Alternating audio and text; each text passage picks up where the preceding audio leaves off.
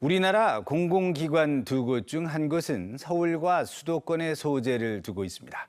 그런데 이 공공기관들 중에 상당 숫자가 업무 특성이나 현장과는 상관없이 단지 서울이라는 이유 하나만으로 수도권에 모여 있습니다. 이만은 기자가 보도합니다. 현재 우리나라 전체 공공기관 숫자는 361개. 이 중 절반에 가까운 162개 공공기관이 서울 수도권에 몰려 있습니다. 도대체 뭐 하는 기관들인지 목록을 뽑아봤습니다. 전국의 어촌과 항구를 관리하기 위해 설립된 한국어촌어항협회. 어촌이 아닌 서울 한복판의 한 빌딩에 입주했습니다. 해상교통안전과 수로조사를 담당하는 한국해양조사협회. 해양오염 방제를 담당하는 해양환경공단. 모두 바다와는 거리가 먼 서울 도심에 자리 잡고 있습니다. 원전 인근에 있어야 할 원자력안전재단 역시 수도권에 둥지를 틀었고 해양수산과학기술진흥원도 서울에 자리를 잡았습니다. 서울에만 몰리는 것도 문제지만 업무 현장과는 동떨어진 곳에 있어 현장을 모르는 탁상 행정이 될 수밖에 없습니다. 국회는 관련법을 제정해 공공기관들을 추가로 분산시킬 예정입니다. 2008년 이후에 신설된 공공기관은 여전히 수도권에 많이 신설되어서 앞으로 이런 기관들이 지방에 이전될 수 있는 법적 근거들을 확실하게 마련하는 데 적극 나설 예정입니다. 공공기관들의 지역 이전 이후 각 지역 혁신도시의 인구는 3.2배 증가했고 지역 세수는 14배 늘어난 것으로 나타났습니다.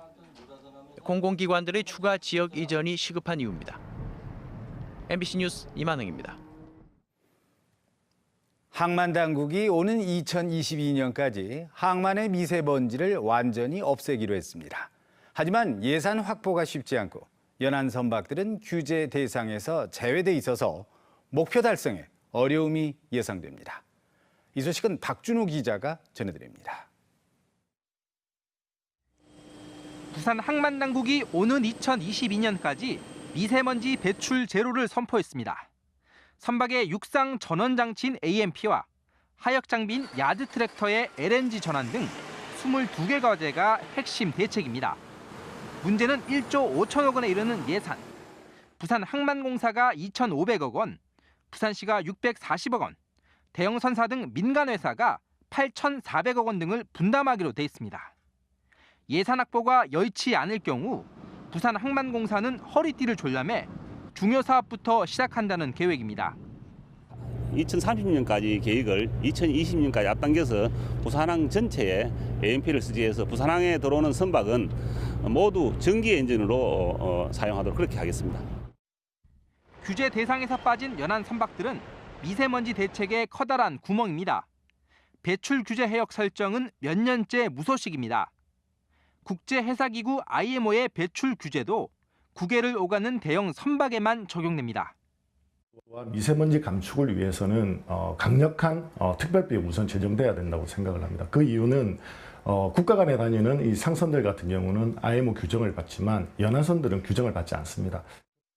세계 10대 초미세먼지 오염 항만인 부산항. 이대로라면 항만 당국이 4년 뒤 오염항이라는 불명예를 씻어내기는 어려워 보입니다. MBC 뉴스 박준호입니다. 일상에서 노출되는 도로 위의 미세먼지는 운전자와 보행자의 건강에 악영향을 미치게 됩니다. 이런 가운데 환경공단이 분진 흡입차를 투입해서 도로 위 미세먼지 제거에 온 힘을 쏟고 있습니다. 그런데 효과가 아주 크다고 합니다. 이도원 기자가 취재했습니다. 센텀시티 주변 도로에서 대형 차량이 느린 속도로 움직이고 있습니다. 자세히 보면 도로에 쌓인 분진을 쉴 새 없이 빨아들이고 있습니다. 부산 전체 미세먼지의 22%를 차지하는 도로 위 미세먼지를 제거하기 위한 분진 흡입차. 지난 2016년 도입돼 부산 전역에 30대의 분진 흡입차가 98개 노선에 투입되고 있습니다. 도로 위 미세먼지는 배기가스 등 차량 유해 물질과 섞여 공기 중 미세먼지보다 인체에 더 치명적일 수 있습니다. 여기 미세먼지에는 차량 동행이나 타이어 다른 부분이나 이런 중급속 부분이 포함되어 있기 때문에 인체에 굉장히 해롭습니다. 한국환경공단 연구 결과 분진 흡입차가 미세먼지를 빨아들이고 살수차가 물을 뿌리면 30분 뒤 70%의 미세먼지가 제거되는 것으로 나타났습니다. 하지만 차량 속도가 평균 시속 15km 정도로 느리다 보니 다른 운전자들의 눈총을 받기 일쑤입니다. 네, 미세먼지를 제거하기 위해서는 저희 차량들이 저속으로 운행할 수밖에 없습니다. 그러니까 저속으로 운행할 때 시민 여러분한테 여러 가지 불편을 끼치는데 거기에 대해서 시민들 여러분께서 좀 양해를 해주시고. 부산시와 부산환경공단은 내년에 32억 원을 들여 16대의 분진 흡입차를 추가로 도입할 계획입니다. MBC 뉴스 이두원입니다. 거제도는 제주도를 제외하면 우리나라에서 가장 큰 섬인데요. 이 거제도에 딸린 부속섬 3곳에 연륙교가 모두 완성돼 섬 속의 섬을 관광할 수 있게 됐습니다. 장영 기자가 소개합니다. 연륙교 개통 소식에 섬마을 사람들이 노래를 부르며 잔치를 벌입니다. 배 시간을 기다려야 하고 궂은 날씨나 밤에는 육지에 나갈 수 없는 불편이 사라졌습니다. 말로 표현할 수 없이 변화가 많이 오겠지요. 아팠을 때야 급하게 병원 못 가서 힘들었는데 진짜 좋게 됐습니다. 지난 2000년 1월 개통한 7천 연륙교는 거제 연륙교 가운데 맏형격입니다. 1,100여 명이 살고 있는 섬에는 연륙교가 생기면서 주말에는 300~400명의 관광객이 찾습니다. 나룻배는 없어지고 이제 관광차도 많이 들어오고 펜션도 많이 이제 건립을 해서 예지객들도 많이 들어오고. 가조 연륙교가 생기기 전까지 가조도는 배를 타고 오가야 하는 조용한 어촌이었습니다. 2009년 연륙교 개통 이후 낚시와 등산, 자전거 라이딩 같은 소문난 레포츠 명소가 됐습니다. 거제시는 연륙교 3곳을 연계하는 관광 상품 개발을 준비하고 있습니다. 크루즈 상품 이런 부분들도 충분히 고민해 볼 필요가 있고 우리 거제시의 자랑인 만큼 이 세계 연륙교를 결합하는 관광 상품을 개발하도록 노력하겠습니다. 섬과 섬이 연결되는 것을 기념하는 다양한 체험 행사도 준비 중입니다. 오는 30일에는 전국 마라톤 대회가 열리고 자전거로 산달도를 둘러보는 체험 행사도 준비 중입니다. 주민들은 연륙교 개통 직후 많은 관광객이 몰리면서 쓰레기 처리에 어려움을 겪어왔다며 환경 문제에 관심을 가져달라고 당부하고 있습니다. MBC 뉴스 장영입니다. 오늘 부산은 대체로 맑은 가운데 낮 동안 산발적으로 빗방울 떨어지는 곳이 있겠습니다. 낮 기온은 24도까지 오르면서 선선하겠지만 저녁에는 기온이 떨어져 쌀쌀하겠습니다. 자세한 날씨 정민경 기상캐스터입니다. 닷새간의 추석 연휴 잘 보내셨나요? 일상으로 돌아가는 오늘 아침 출근길에는 기온이 떨어져 서늘합니다. 당분간 해안가에는 바람까지 강하게 불어서 옷차림에 신경 써주셔야겠습니다. 오늘 부산은 대체로 맑겠지만 동풍의 영향으로 낮 동안에 산발적으로 빗방울 떨어지는 곳이 있겠습니다. 낮 기온은 24도로 선선하겠고요. 공기는 깨끗하겠습니다. 다음은 위성 영상입니다. 현재 내륙 곳곳으로는 안개가 끼어 있지만 전국이 대체로 맑은 하늘 보이고 있습니다. 다만 부산과 울산을 포함한 일부 동해안 지역에서는 오늘과 내일 낮 동안에 빗방울이 떨어지겠습니다. 태풍 짜미는 강한 세력으로 북상하고 있습니다. 점차 방향을 동쪽으로 틀어서 일본 내륙을 통과할 것으로 전망됩니다. 경남 지역의 아침 기온은 어제보다 조금 낮게 시작하고 있습니다. 낮 기온은 부산과 양산이 24도, 울산은 22도가 예상됩니다. 당분간 남해와 동해상에는 매우 강한 바람과 함께 거센 물결이 일겠습니다. 항해나 조업하는 선박은 각별히 유의하시기 바랍니다. 비의 양이 많지는 않겠지만 내일도 낮에 산발적으로 빗방울이 떨어지겠고요. 주말인 토요일에도 종일 흐리고 비가 내리겠습니다. 점차 쌀쌀해지는 날씨에 건강관리 잘하시기 바랍니다. 날씨였습니다.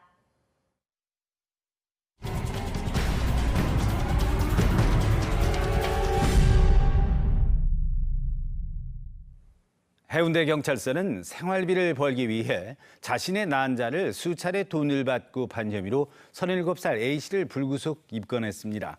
A씨는 지난 2015년 3월부터 2년 반 동안 온라인을 통해 만난 난임이나 불임을 겪고 있는 부부들에게 기증인 것처럼 서류를 꾸민 뒤 돈을 받고 자신의 난자를 파는 수법으로 모두 6차례에 걸쳐 2천만 원을 챙긴 혐의를 받고 있습니다.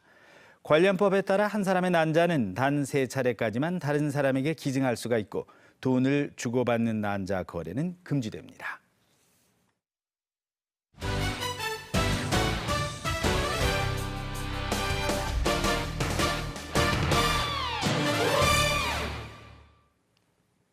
프로야구 소식입니다. 롯데자이언츠가 NC 다이노스와의 2차례 경기를 모두 승리로 장식했습니다.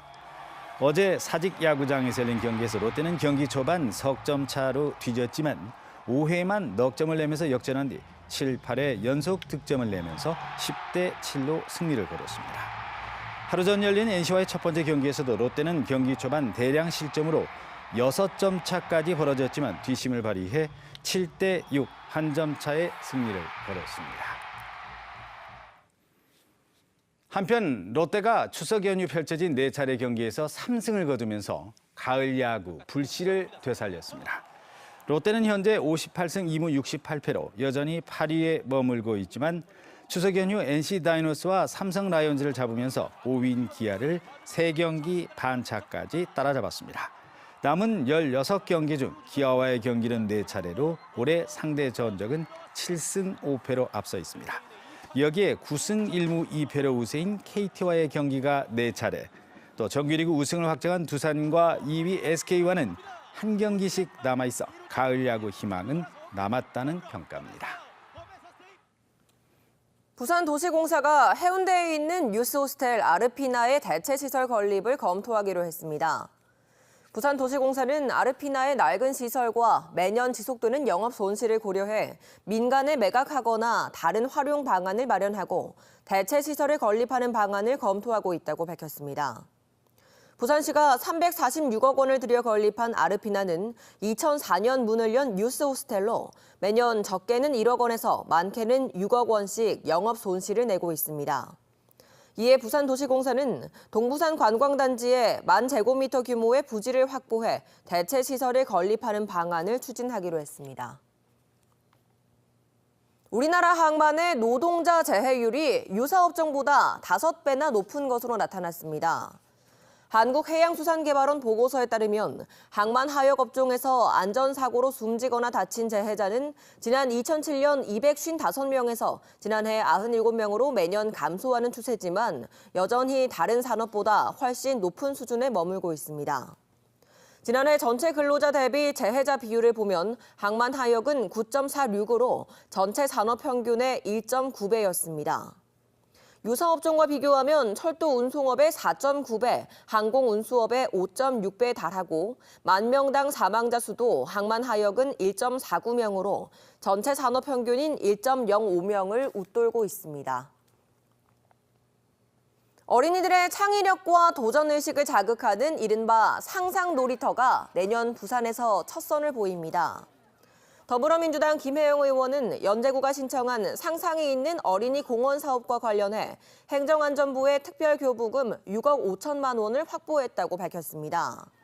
상상놀이터에는 그네와 철봉 등을 갖춘 기존 놀이터와는 달리 터널과 금을 타고 오르기, 흙놀이 공간 등 도전적인 놀이 환경이 조성됩니다. 일상으로 돌아가는 오늘 아침 출근길에는 기온이 떨어져 서늘합니다. 당분간 해안가에는 바람까지 강하게 불어서 옷차림에 신경 써주셔야겠습니다.